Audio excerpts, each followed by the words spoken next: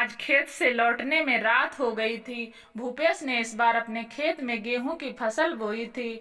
आवारा जानवरों से फसल को उजड़ने से बचाना था, सो रात भर जाग कर रखवाली करनी पड़ती थी। बाड़ लगाने का भी कोई फायदा ज्यादा नहीं था, क्योंकि आवारा पशु से भी काट डालते थे। आज तो खेत में पानी भी लगाना था, तो भूपेश को लौटने में बहुत रात हो गई थी। अगल बगल के खेतों वाले बाकी साथी भी चले गए थे। भूपेश को रात में अकेले ही लौटना पड़ा था। घर पर माँ इंतजार कर रही थी। रात साए साए कर रही थी। खेतों खेतों होता हुआ भूपेश चला जा रहा था। पीपल, नीम, आम, बबूल के पेड़ों की छाया ऐसी लग रही थी जैसे प्रेत आत्माएं आकर खड़ी हो गई हों।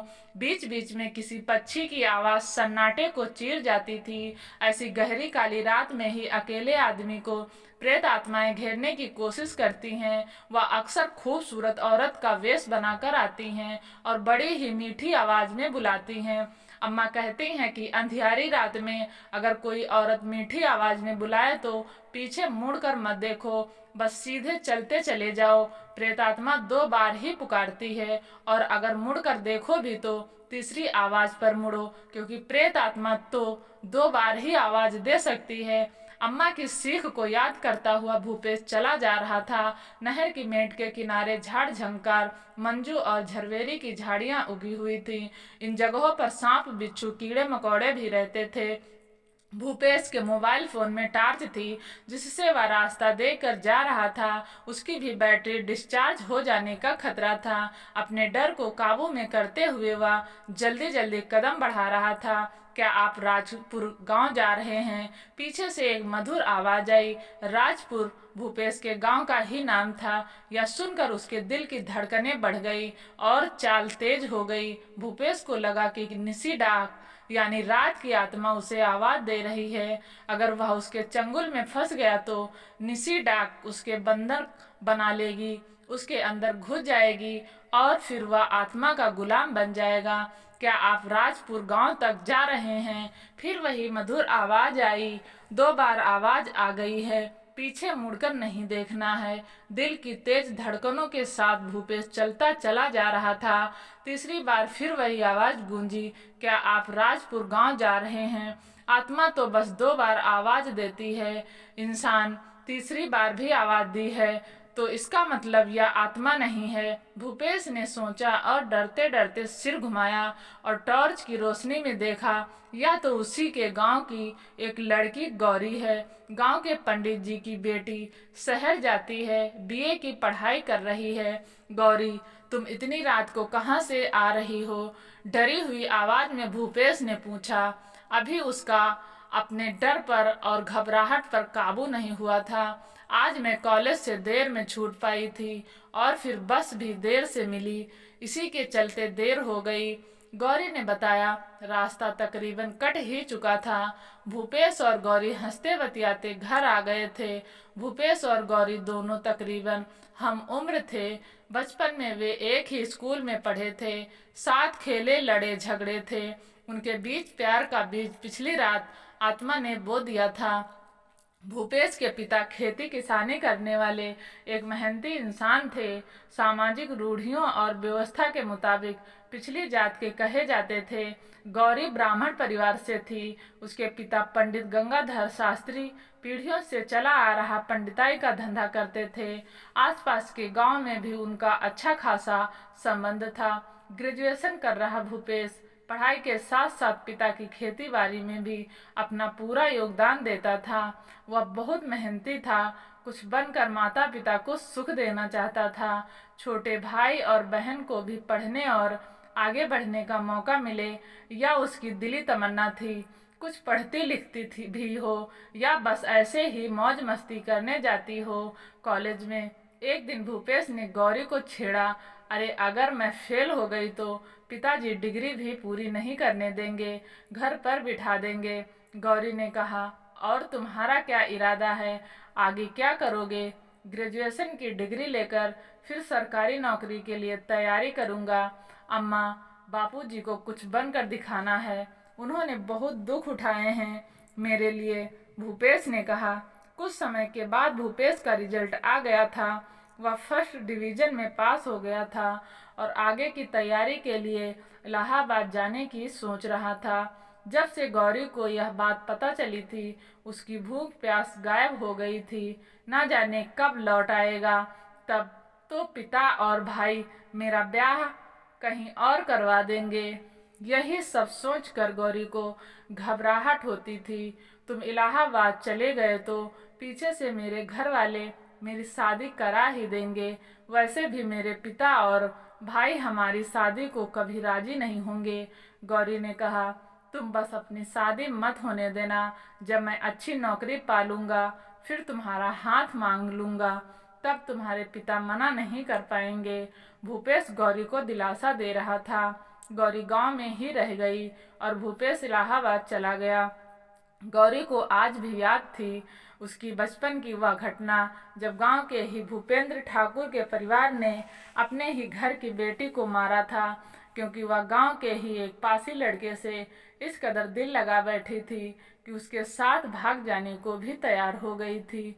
यह पता चलने पर उसके पिता और भाइयों ने ही उसको बहुत मारा था और पुलिस को घूस देकर मामला रफा दफा करवा दिया था।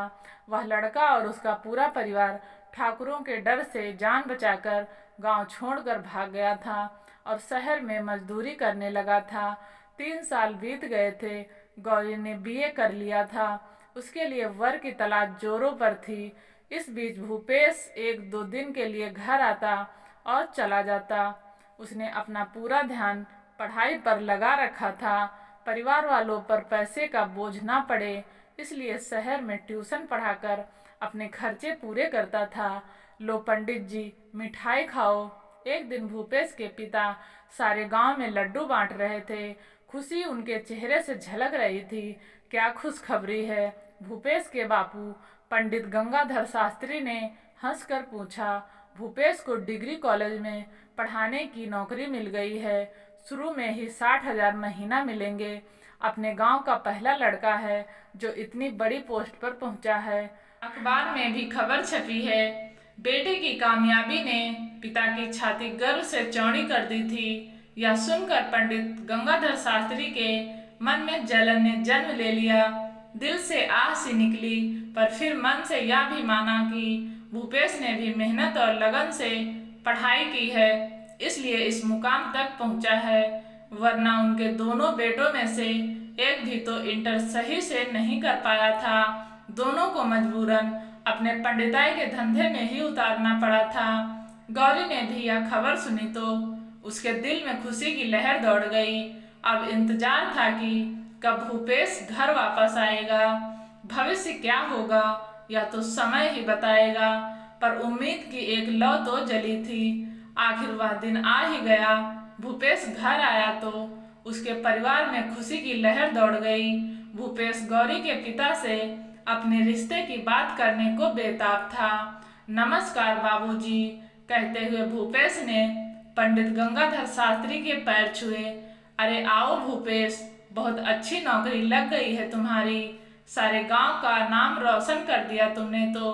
सब आपके आशीर्वाद का ही नतीजा है बाबूजी, भूपेश ने कहा। बहुत बढ़िया, ऐसे ही तरक्की करो। जीवन में इस बार उनका आशीर्वाद दिल से निकला था। बाबूजी, एक बात कहनी है आपसे। डरते डरते भूपेश किसी तरह बोल पाया। हाँ बोलो बेटा, इसमें पूछने की क्या बात है? पंडित जी ने कहा, अगर आपको मंजूर हो तो मैं गौरी का हाथ आपसे मांगना चाहता हूँ। मैं उसे जीवन में कभी कोई दुख नहीं दूंगा। भूपेश किसी तरह बोल पाया। सुनते ही पंडित जी सन्न रह गए, कुछ बोल ना फूटे। उन्हें अंदाजा तो था कि गौरी और भूपेश में अच्छी बोलचाल है, पर वह दोनों शादी करना चाहते हैं। उन्होंने इतना नहीं सोचा था। पंडित गंगाधर शास्त्री की चुप्पी को उनकी नाराजगी जानकर भूपेश चुपचाप वहां से चला गया। सब कसम कसम में थे। गौरी के दोनों भाई गुस्से से आग बबूला हो रहे थे। उस हरामखोर की इतनी हिम्मत, नौकरी लग गई तो अपनी औकात भूल गया, हमसे बराबरी करने लगा। बड़ा बेटा कह रहा था, आप कहो तो अभी हाथ पैर तोड़कर फेंक आता हूँ। छोटा बेटा हाँ में हाँ मिला रहा था। पंडित जी ने उन्हें शांत होकर रहने को कहा। दोनों समझ नहीं पा रहे थे कि पिताजी को क्या हो गया है। एक नीची जात के लड़के की इतनी हिम्मत कि ब्राह्मणों की बेटी का हाथ मांगे। वे दोनों अपनी बहन को भी कोस रहे थे। पंडित जी वह सोच में थे। ब्राह्मण थे पर वे एक पढ़े लिखे और प्रैक्टिकल इंसान भी थे।